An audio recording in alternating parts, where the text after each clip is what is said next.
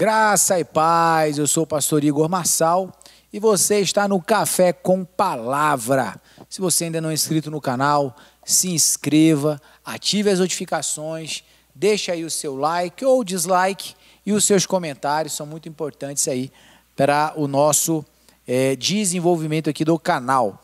Nós estamos na nossa série, nossa temporada, falando sobre chamado. E hoje eu, juntamente com o pastor Zait aqui comigo, nós estamos juntos aqui falando sobre esse item. E nós vamos falar de mais dois textos bíblicos aqui nesse episódio de hoje. O primeiro texto é o texto de Colossenses 3:15, que vai nos falar sobre um chamado da parte do Senhor para viver em paz e unidade em um só corpo, né? A palavra chamado também ela vai ser traduzida em alguns lugares como convocados, tá? Então é natural chamar, convocar, de certa maneira essas duas palavras estão ligadas ao mesmo item aí. Então vamos ler o texto, Colossenses capítulo 3, verso 15, diz lá: seja a paz de Cristo o juiz em vossos corações, tendo em vista que fostes convocados ou chamados, dependendo da sua tradução, para viver em paz, como membros de um só corpo. Então, pastor Zait, chamados para viver em paz e unidade em um só corpo. O que você tem para nos dizer sobre esse item aí? Aqui, mais uma vez, Deus ele quer trazer a realidade de povo, né? Para aqueles que ele chama, convoca, né? E nós temos que entender que essa questão de nos tornarmos um povo, vivermos em unidade, isso traz aperfeiçoamento para nós, né? Através dessa interação uns com os outros que Deus cria oportunidades para nós de amadurecermos, né? De termos experiências que vão nos levar a entender melhor os propósitos dele, de trabalhar o nosso caráter naquilo que ainda precisamos mudar, suportar, resistir, nessa comunhão, né? Deus, nós nos relacionamos com Deus no aspecto vertical, né? E com nossos irmãos na horizontal aqui, nesse mundo. Deus, como ele é um Deus relacional, ele vai usar os relacionamentos, né, que nós temos para se comunicar conosco também e para trazer essa questão de aperfeiçoamento. Eu vejo assim. Eu acho muito interessante porque, sem dúvida, eu acho que o ponto de partida ele está naquele primeiro item, né, do vídeo anterior, do primeiro vídeo da série, onde nós vemos Deus falar que o desejo dele é nos tornar um povo, o povo dele, né? Não nos tornar qualquer povo, mas o povo dele, e com as características disso. Então ele começa a nos apontar aqui a importância da paz, a importância de vivermos em paz.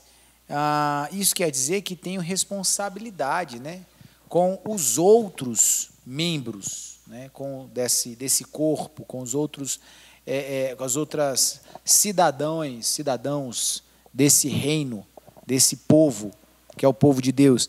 Então, a vida, a paz, né, esse ambiente de unidade, de pacificação, deve ser uma característica nossa. Mais uma vez, levando em consideração, pastor Zati, aquele ponto o fator Judas, né? Daquela pessoa que se propõe a ouvir o chamado, mas carece de uma resposta, né? Precisa haver da nossa parte uma resposta, né? Enfim, um ajuste a esse chamamento da parte do Senhor, né? Que foi o que a gente falou sobre a questão de Judas, que foi o caso contrário dele, né? Ao invés dele responder positivamente, ele respondeu negativamente. Então, esse ponto aqui é muito importante. A paz, queridos. Às vezes, dentro do nosso contexto de vida e de circunstâncias, a gente é levado muitas vezes enfim, a pleitos, alguns conflitos de diversas ordens, não é? Mas a paz é um fator, né, que Deus ele preza com muita propriedade, né, pastor Zayt? Eu vejo inúmeros textos na Bíblia falando sobre a importância dos pacificadores, daqueles que de fato entendem a importância de não vencer o mal com o mal, mas vencer o mal através do bem. Né? Qual a sua percepção da importância da paz, pastor Zayt? É importantíssimo, ainda mais no contexto que nós vivemos hoje, em que nós temos muitos crentes decepcionados, né, com a igreja por causa exatamente de conflitos que tiveram, né, na sua experiência cristã. Há muitas vezes brigas departamentais por cargos, conflitos por causa de doutrina, né, e as pessoas saem às vezes decepcionadas, sem querer fazer parte do corpo novamente, porque, né, muitos colocam a seguinte ideia: ali na igreja era onde eu achava que eu ia encontrar um grupo, né, mais avançado, mais evoluído, né, onde não ia ter problemas. Aí, como eu não encontrei isso lá, então eu prefiro, né, me isolar, me abster de viver essa fé em comunidade, né? Muitos querem viver uma fé sem estar junto do povo, né? Porque não quer se machucar, não quer se decepcionar novamente, não quer ter experiências que sejam desgastosas, né? Conflituosas. Mas a questão é que se nós não vivermos pela ótica do céu, buscando o poder do alto mesmo, né, nós não conseguimos viver em lugar nenhum, e muito menos na igreja, porque o ataque do inimigo é exatamente para causar divisões dentro da igreja e enfraquecer o povo de Deus. E paz é um acordo, né? Muitos reis, eles entenderam, quando faziam guerras, que era melhor fazer um acordo, porque eles iam perder menos gente, menos soldados, menos armamento, a economia não ia ser abalada, né? Então eles preferiam fazer um acordo, perdia alguma coisa de um lado, o outro perdia do outro, mas a sociedade de cada um era preservada, né? Então é nesse aspecto também, assim, um pouco, né, que Deus nos incita a termos paz uns com os outros, porque o reino não pode ser dividido. A igreja é uma unidade, né, de membros. Nós temos que viver uma vida comum como irmãos uns dos outros, né? E essa igreja aqui de Colossenses também tinha um contexto histórico, né, da época, que os romanos, eles impunham aquilo que eles chamavam da Pax Romana, né? Eles vinham, conquistavam e diziam: olha, vocês podem ficar com a sua cultura, com seus deuses, nós não vamos te importunar, então somente vocês serão tributários, né, a nossa nação, e vão viver dentro dessa Pax Romana aqui como tributários, né? Então eles tinham essa noção do que era viver meio que em paz, né? Eles podiam viver a sua cultura, a sua sociedade ali, sem o exército ir lá e destruir tudo. Sim. Um outro elemento da paz que eu acho interessante falar, pertinente, é que Jesus deixa claro que a paz que ele oferece é diferente da do mundo, né? Ele diz, olha, não vos ofereço a paz como o mundo vou lá dar, né? Mas ofereça a minha paz. É interessante porque assim, há algum tempo, desses dias para trás, né, alguns dias atrás, eu tenho refletido muito sobre isso, sobre a perspectiva do céu e a perspectiva natural sobre elementos únicos. Então, por exemplo, quando você fala sobre paz, você tem a perspectiva do céu sobre paz, você tem a perspectiva natural sobre paz. Amor, a perspectiva do céu sobre amor, a perspectiva natural sobre amor. Então, quando a gente fala de paz, Jesus mostrou, olha, a perspectiva natural ela é uma. Eu não estou oferecendo essa, eu estou oferecendo outra. Eu estou oferecendo a paz que eu tenho para dar. E é curioso que toda a iniciativa do céu para nós, ela tem o foco no homem interior, não no homem exterior. Já percebeu? Então, todas as vezes que a gente vai toda vez que a gente observar uma orientação de uma perspectiva de algum elemento aqui, né, a paz, o amor e tal, a bênção, a alegria, felicidade. A ótica do céu para essa situação, ela sempre vai estar apontando para o homem interior, para que aquela realidade ela seja vista e aplicada dentro do homem interior. Mas a visão natural não visa o homem interior.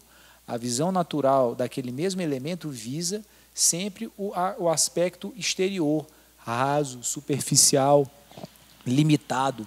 Então, quando Jesus fala, eu tenho paz para dar, ele está falando disso, ele está falando, olha, essa paz ela vai lá dentro, no homem interior, ela alcança esse lugar. É uma paz que você tem, não importa a situação que você viva. Então, quando ele diz que nós somos chamados para viver em paz, como membros de um só corpo, é disso que ele está falando, não é? Eu preciso encontrar esse lugar, eu preciso encontrar esse lugar que nós somos chamados e convocados para morar e habitar nele. Porque senão nós vamos viver uma vida extremamente rica em frustrações. E uma das coisas que eu mais vejo que o cristão precisa trabalhar no seu interior são as frustrações. Por que nos frustramos?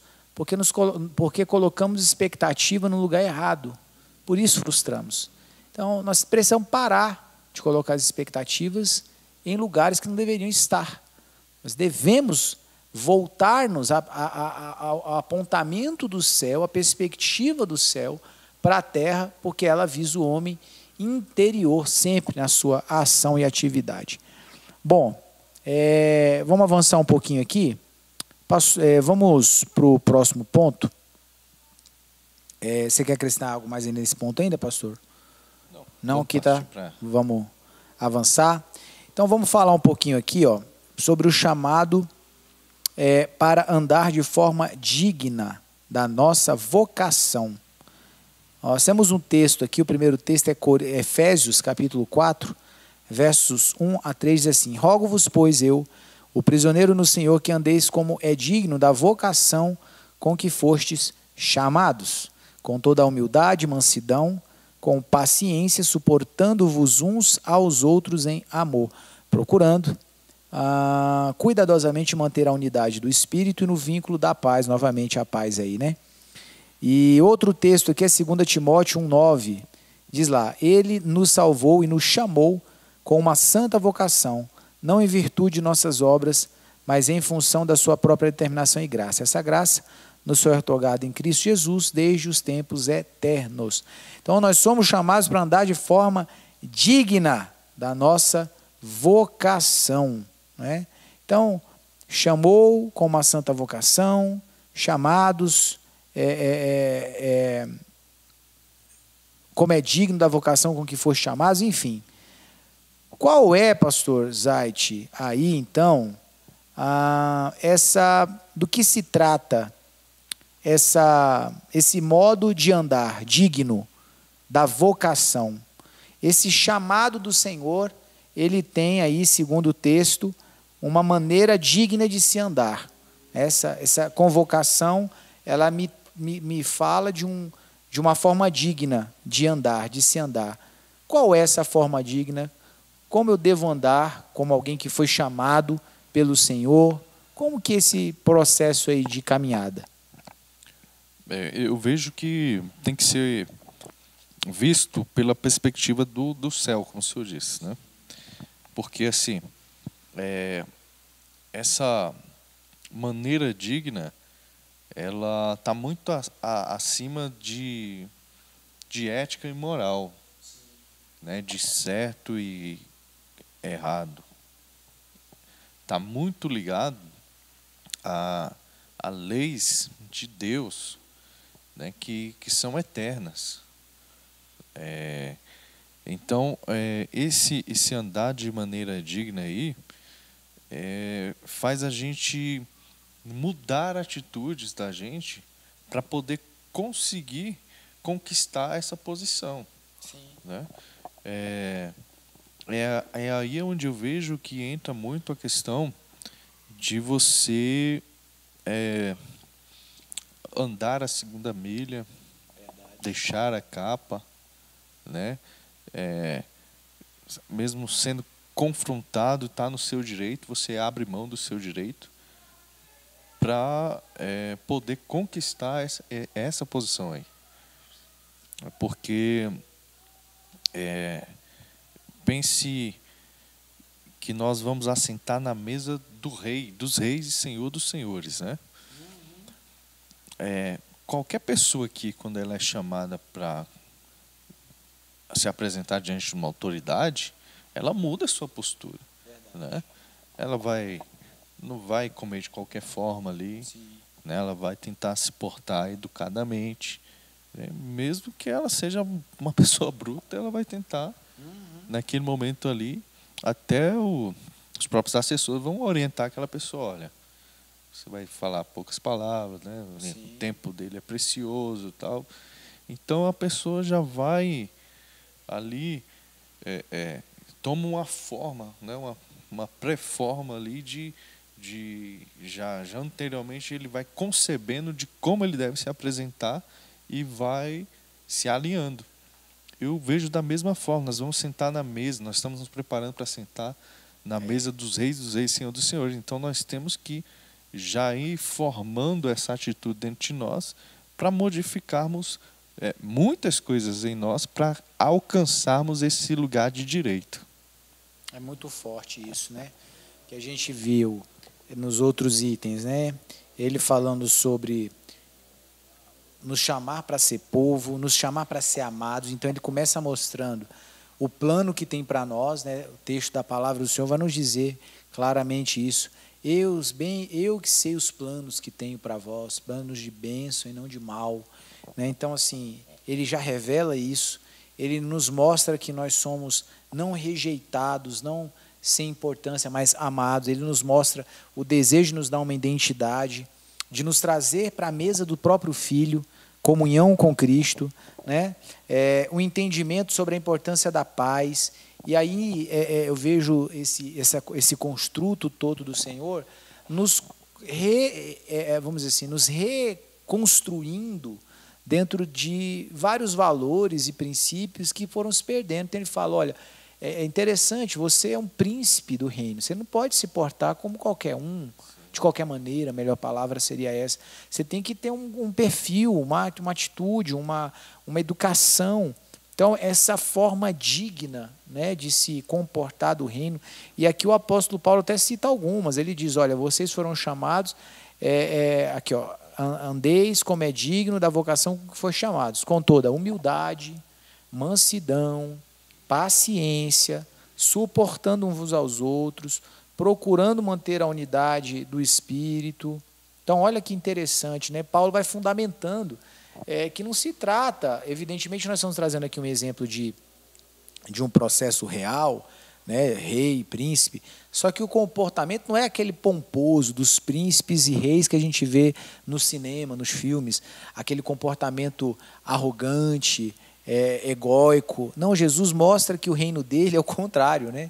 O reino dele não é marcado por esse tipo de comportamento completamente vaidoso, egocêntrico. Não, ele fala, olha, no reino, aqueles que andam de forma digna se comportam assim, ó, com humildade, com mansidão, com paciência. E ele vai mostrando as características que são comuns daqueles que de fato responderam a esse chamado de andar de forma digna da vossa vocação. Então, alguém que decidiu viver uma vida que realmente corresponde ao chamado de Deus, ele anda assim. Ele anda dessa forma. Importante entender isso. Mais uma vez, eu vou trazer esse texto. Muitos são chamados, porém poucos são escolhidos. Então, eu preciso entender, o chamado é para todos, tá? Ele é para todos nós. Agora, a minha resposta, ela vai definir se eu vou ser ou não vou ser escolhido. A oportunidade é igual para todos, mas cada um de nós que recebeu uma convocação e um chamado igual, sem distinção, sem diferença, agora cada um responde de um jeito, não é? Então, que você e eu possamos responder a esse chamado de forma que o Senhor vá nos encontrar nesse grupo a ser escolhido por Ele, né? Como uma resposta positiva ao que Ele está nos chamando a viver. Amém. É isso. Vamos ficando por aqui e a gente se vê no próximo vídeo, com a graça de Deus. Um abraço, fique na paz.